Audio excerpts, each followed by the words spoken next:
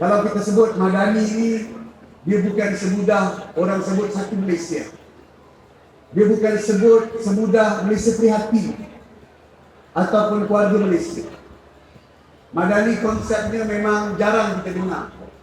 Mungkin yang paling dekat faham dia macam Madinah. Tetapi Madani membawa erti bahawa adanya keseimbangan di antara kemajuan akal dengan kemajuan jiwa, daripada keutuhan fizikal hinggalah kepada kemampuan serta budi pekerti, akhlak dan tingkah laku yang baik. Daripada pembangunan ekonomi sampailah kepada pembangunan fizikal.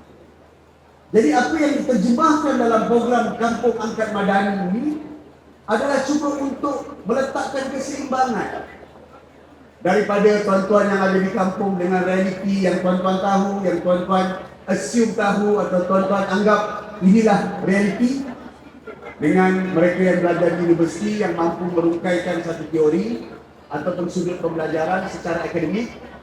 Dan disinilah indahnya apa yang dipanggil keseimbangan itu, dan keseimbangan itulah yang dipanggil kepada konsep Madani.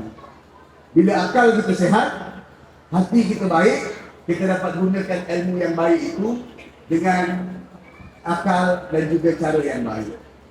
Tetapi kalau hati kita tidak baik, akal kita sehat, kadang-kadang kita gunakan ilmu itu untuk yang buruk.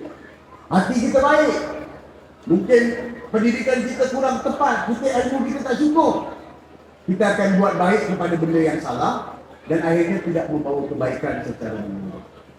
Jadi Kampung Angkat Madani bukan hanya sekadar turun kampung, peruntukan sampai di kampung, pensyarah turun di kampung, pelajar-pelajar dapat ruang praktikal atau pelatihan industri di bawah atau bertemu dengan masyarakat, melakukan program ekstra kurikuler ataupun co-curriculum kepada pelajar-pelajar, tetapi sebenarnya dia mengandungi semangat kepada kerajaan dan pentadbiran hari ini yang mahukan adanya keseimbangan di dalam pembangunan juga pengagihan yang adil.